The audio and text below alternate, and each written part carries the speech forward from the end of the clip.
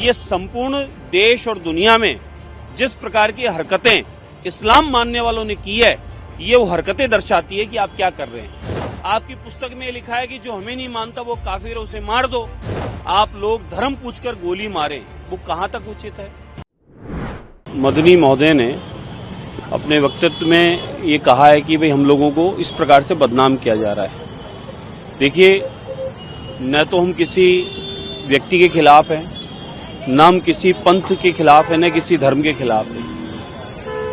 हमारे सनातन धर्म की सबसे बड़ी खूबसूरती यह है कि वसुदेव कुटुंब यानी पूरी दुनिया मेरा परिवार है, और सर्वे भवन्तु सुखिनः यानी पूरी दुनिया में सुख रहे, चैन रहे। ये प्रार्थना अगर पूरी दुनिया में कोई करता है तो सनातनी करता है। और बड़ी बात कि एक भारतवर्ष ही ऐसा है और सनातनी हिंदू ही ऐसा है जो प्रत्येक वस्तु में भगवान मानता है। क्या आकाश हो, क्या जल हो, क्या जीव जंतु पशु पक्षी हो, क्या हमारी धरती माता हो, सबको हम लोग भगवान का स्वरूप मानते, पंच तत्व को भगवान कहते हैं। और हमारे धर्म में किसी को भी कोई नुकसान पहुंचाना, यहाँ चींटी की भी चिंता रखते हैं और हाथी की मण की भी चिंता रखते हैं। ये स्वभाव हम लोगों का, सनातनियों का है। जिस प्रकार का बयान उन्होंने दिया कि हमें बदनाम किया जा रहा है, हमें जिहाद बता दिया जा रहा है, ये हमने नहीं किया है। ये संपूर्ण देश और दुनिया में जिस प्रकार की हरकतें इस्लाम मानने वालों ने की है, ये वो हरकतें दर्शाती है कि आप क्या कर रहे हैं। जब आपकी बुक में लिखा है कि आप किसी बुत को नहीं मानते, किसी भवन को नहीं मानते, फिर आपको मकबरे मस्जिद बनाने की आवश्यकता क्या है।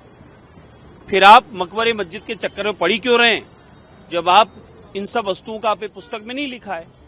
आपकी पुस्तक में लिखा है कि जो हमें नहीं मानता वो काफिर है, उसे मार दो। ये हमने तो नहीं कहा, ये आपकी पुस्तक कह रही है। और अपने पंथ को चलाने के नाम पर आप लोग धर्म पूछकर गोली मारें, वो कहां तक उचित है।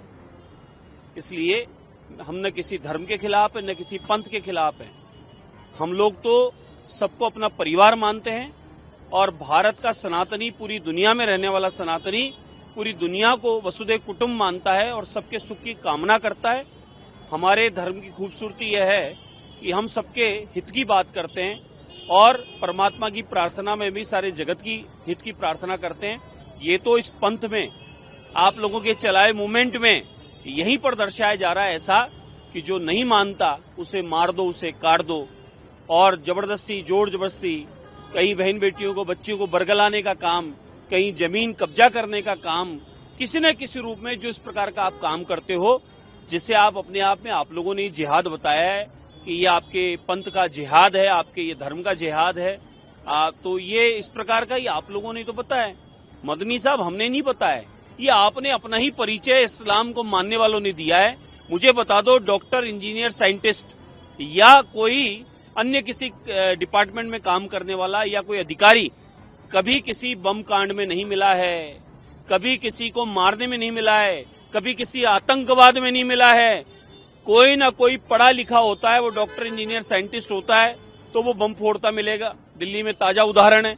और कोई अगर अध्ययन नहीं भी किया, मदरसा में पढ़ा है, तो वह मदरसा छाप क्या करेगा, पत्थर मारेगा, गोली मारेगा, बारूद मारेगा।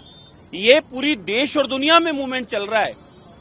धर्म की खूबसूरती यह है कि सबके सुख की कामना करो, अच्छी शिक्षा, अच्छी आपकी तालीम दो, उन्हें अपना धर्म, अपना पंथ पढ़ाओ, सिखाओ, लेकिन साथ में राष्ट्र की भक्ति, उस धरती माता की भक्ति, इस पृथ्वी माता की भक्ति, अपने देश की रक्षा, इसकी भी बात सिखाओ साथ में।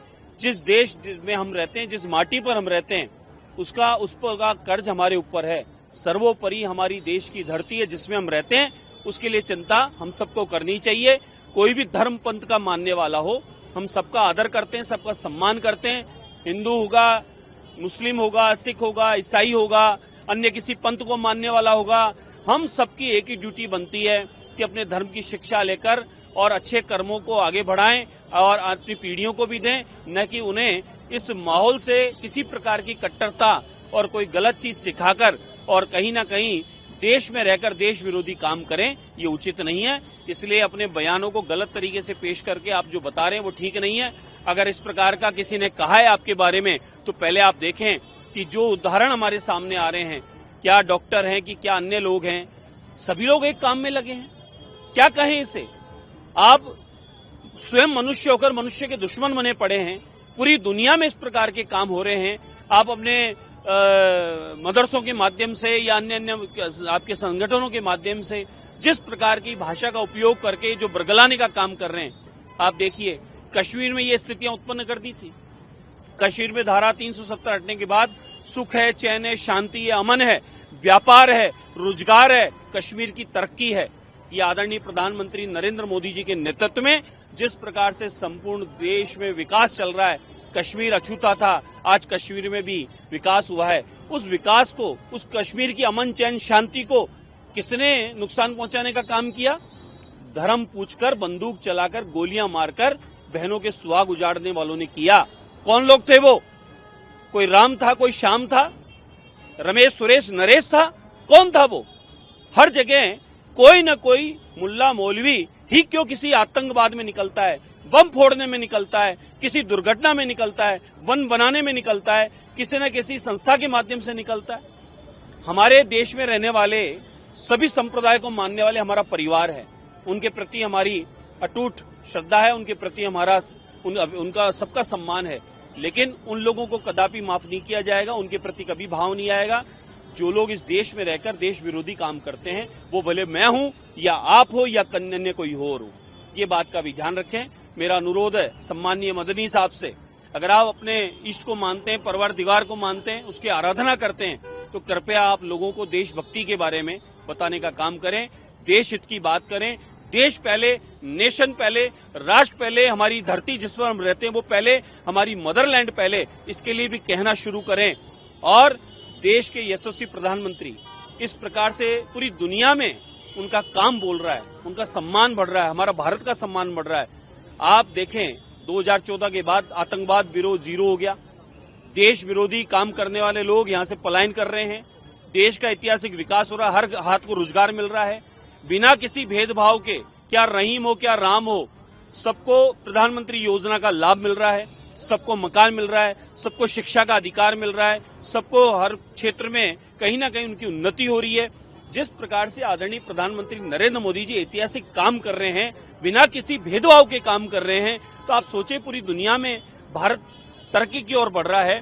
और सबसे बड़ी बात कि आर्थिक शक्ति तीसरे नंबर पे पायदान पर भारत पहुंच रहा है। आप सोचो आने वाले समय में 2000 जो हम आगे का जो देख रहे हैं, 47 का जो भाव देख रहे हैं, आने वाले समय में हम लोग भारत नंबर 1 होंगे। पूरी दुनिया में भारत तिरंगा पूरी दुनिया में नंबर 1 होगा।